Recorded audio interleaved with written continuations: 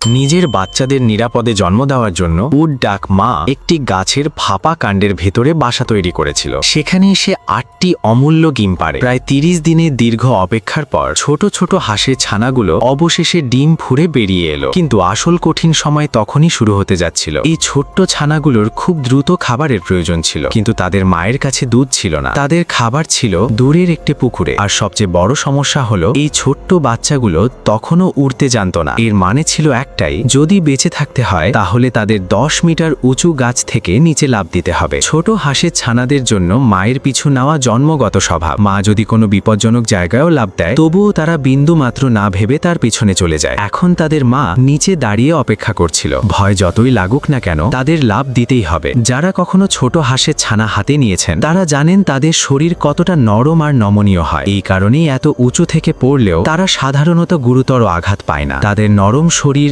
আর মোটা তুলতুলে পালক তাদের ছোট পিংপং বলের মতো লাফিয়ে পড়তে সাহায্য করে। এক এক করে সব ছোট হাঁসের ছানা গাছ থেকে নিচে ঝাঁপ দিতে শুরু করলো। অবিশ্বাস্য ব্যাপার হলো, কেউই আহত হলো না। সবাই নিরাপদে নিজেদের মায়ের কাছে পৌঁছে গেল। কিন্তু এটি ছিল তাদের জীবনের প্রথম পরীক্ষা মাত্র। আসল বিপদ তখনও বাকি ছিল। পুকুরে যাওয়ার পথে ছিল একটি বড় রাস্তা। উঁচু গাছ থেকে লাফ দেওয়া সহজ ছিল, কিন্তু এই লোহার দানবগুলোর হাত থেকে বাঁচা ছিল অনেক কঠিন। গাড়ির তীব্র বাতাসও এই ছোট্ট ছানাগুলোকে উল্টে ফেলতে পারত। এই রাস্তা পার হওয়া যেন মৃত্যুর দরজা পার করার মতো ছিল। ৪টি ছোট হাঁস একসঙ্গে জড়ো হলো। তারা সঠিক সময়ের অপেক্ষা করলো, তারপর একসঙ্গে রাস্তা পার হওয়ার জন্য দৌড় দিল। ভাগ্য ভালো, তারা নিরাপদে রাস্তার অন্য পাশে পৌঁছে গেল। বাকি ৩টিও একইভাবে রাস্তা পার হয়ে এলো। অবশেষে পুরো পরিবার নিরাপদে পুকুরে পৌঁছে গেল। কিন্তু একটি ছোট্ট হাঁস পিছনে রয়ে গেল। সে ছিল সবচেয়ে ভীতু। সাধারণত বন্য হাঁসের মাত্র ১০% বাচ্চাই বড় হয়ে বেঁচে থাকতে পারে, আর এ ধরনের ভীতু ছানারাই প্রায়শই সবার আগে শিকার হয়ে যায়। তবে আপাতত সে এখনো নিরাপদ ছিল। পুকুরে পৌঁছানোর পর ছোট হাঁসগুলো সবসময় নিজেদের মায়ের কাছাকাছি থাকতে শুরু করলো। এখন তাদের খাবার আর পানির সমস্যা শেষ হয়ে গেছে, কিন্তু পানির ভেতরে লুকিয়ে ছিল নতুন এক বিপদ। এই বাচ্চাগুলোর বয়স তখনও ১ মাসও হয়নি, তবুও তারা আনন্দে পানিতে খেলতে শুরু করেছিল। তারা তখনও পৃথিবীর ভয়ঙ্কর বিপদ সম্পর্কে কিছুই জানত না, কিন্তু পানির নিচে এক শিকারী আগেই অপেক্ষা করছিল। সেটি ছিল পাইক মাছ, যাকে পুকুরের হাঙরও বলা হয়। আর ছোট হাঁসের ছানেগুলো ছিল তার সবচেয়ে সহজ শিকার। যখন বাচ্চাগুলো নিশ্চিন্তে খেলছিল, ঠিক তখনই পাইক মাছ আক্রমণ করলো। তার বিশাল মুখ সহজেই পুরো একটি ছোট হাঁসকে গিলে ফেলতে পারত।